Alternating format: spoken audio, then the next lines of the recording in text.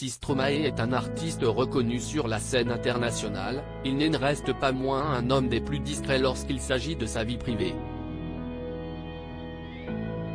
En couple avec sa styliste Coralie Barbier, maman de son fils, dont le prénom n'a jamais été donné, ainsi que le visage dévoilé, on sait juste qu'il s'agit d'un adorable blondinet. Le chanteur qui fête ses 38 ans ce dimanche 12 mars, préfère vivre son bonheur loin des projecteurs.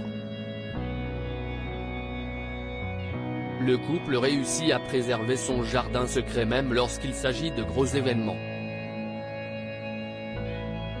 Ainsi, est en secret que Paul Van avait à épouser Coralie Barbier, le 12 décembre 2015, en Belgique.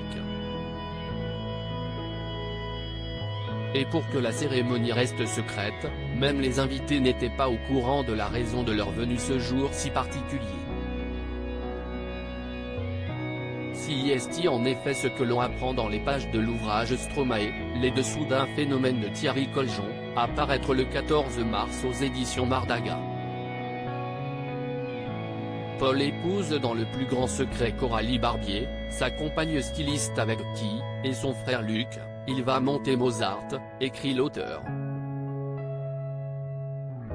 Le mariage a eu lieu le 12 décembre 2015 au Martin Patershof, une église transformée en hôtel, à Malines.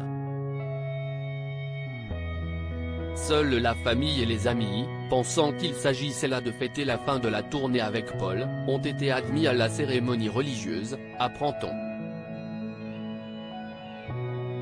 Les invités pensaient donc venir célébrer la fin de la tournée du romantique Stromae et ont dû être très émus et surpris de découvrir qu'il s'agissait en réalité de son mariage avec Coralie Barbier.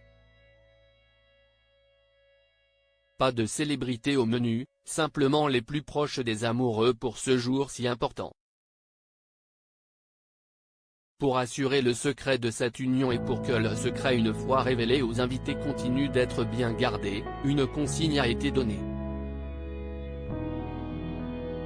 Pour assurer le secret de cette union, les 180 convives ont été appelés à ne rien dévoiler sur les réseaux sociaux avant la fin de la cérémonie, écrit l'auteur. Et bien sûr les fidèles amis de l'interprète de Formidable se sont tenus à carreau. Et comme d'habitude, rien à filtrer, peut-on lire. Les proches de Paul ont toujours respecté ses désirs. Cette union, célébrée par Guy Gilbert, le curé des Loubards, continuera donc de ne leur appartenir qu'à eux.